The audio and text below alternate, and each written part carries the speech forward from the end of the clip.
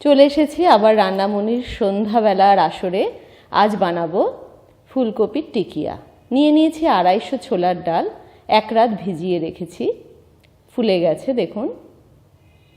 একটা মাঝারি সাইজের ফুলকপি নিয়েছি। নিয়ে নিয়েছি চালের গুঁড়ো 1 বাটি পরিমাণ মতো দেব, ধনেপাতা কুচি কিছুটা,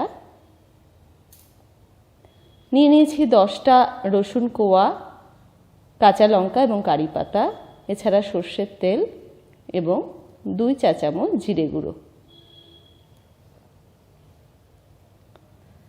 নিয়েছি নুন, হলুদ এবং চিনি পরিমাণ মতো দেব।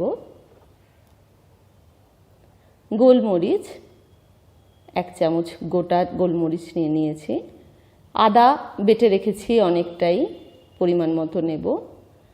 গরম মশলাও আমি অনেকটা বেটে রেখে দিয়েছি, প্রয়োজন মতো নেব। এবারে ফুলকপিটা আমি গ্রেট করে নিচ্ছি। শীতকালে বাজারে প্রচুর ফুলকপির তরকারি আমরা খেয়েই থাকি, কিন্তু আরও যে নানান রকম আইটেম করা যায় সেটাই আজকে আমাদের চেষ্টা। একটা মিক্সির বাটিতে আমি নিয়ে নিলাম কাঁচা লঙ্কা 7-8টা, 10 কোয়া রসুন, কারি পাতার দেখেছিলেন 2-3 আটি নিয়েছিলাম, তার পাতাগুলো নিয়ে নিয়েছি। গোলমরিচ দানাগুলো নিয়ে নিলাম। এবারে ভিজিয়ে রাখা ছোলার ডালটা এর মধ্যে দিয়ে আমি মিক্সিতে পেস্ট বানিয়ে নেব। পেস্টটা এমন বানাবো যাতে একদম মোলাম না হয়, একটু খড়খড়ে থাকে, কারণ আমি বড়া বানাবো, বড়াতে একটু ক্রিস্পি ভাবটা রাখতে হবে। এই আমার ফুলকপি গ্রেট করাটা। এবারে মিক্সিতে গ্রাইন্ড করে নেওয়া, অর্থাৎ যে পেস্টটা আমি বানালাম সমস্ত উপকরণগুলো দিয়ে, সেটা এই ফুলকপির মধ্যে দিয়ে দিচ্ছি। এবারে একে একে আমি দিচ্ছি জিরে গুঁড়ো 1 চা চামচ, 1 বড় চামচ সর্ষের তেল,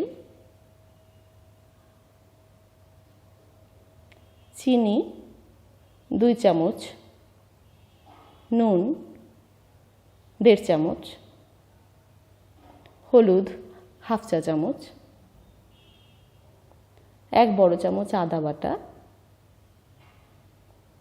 1/2 বড় চামচ গরম মশলা বাটা, ধনেপাতা কুচি নিয়ে নিলাম 1/4 বাটি, চাল গুঁড়ো পরিমাণ মতো, এটাকে আঁটো করার জন্য।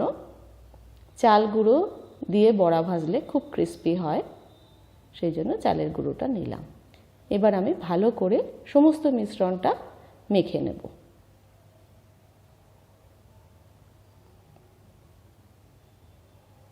সমস্ত মিশ্রণটা আমি ভালো করে মেখে একটা ননস্টিক তাওয়া ওভেনে বসিয়ে সর্ষের তেল গরম করে তার মধ্যে একটা একটা করে বড়া দিয়ে দিচ্ছি। চ্যাপটা চ্যাপটা করে টিকিয়ার আকৃতিতে বড়াগুলো আমি ছাড়ছি। বেশ কয়েকটা বড়া আমি একসাথে ভেজে ফেলব।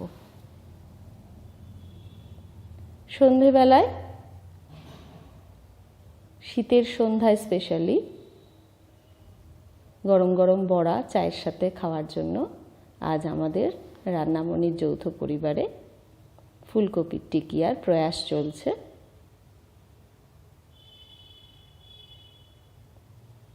অল্প আঁচে বড়াটা ভাজতে হবে আস্তে আস্তে।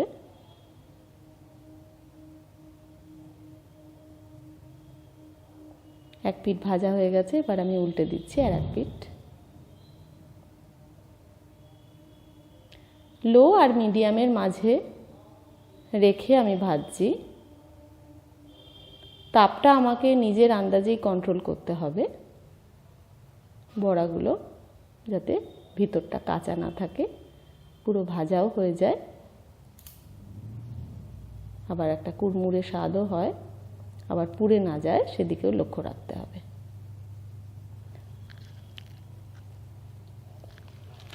যে কোনো রান্নায় ধৈর্য সহকারে করতেই হয়, সুস্বাদু খাবার পরিবারের সবাইকে পরিবেশন করার জন্য।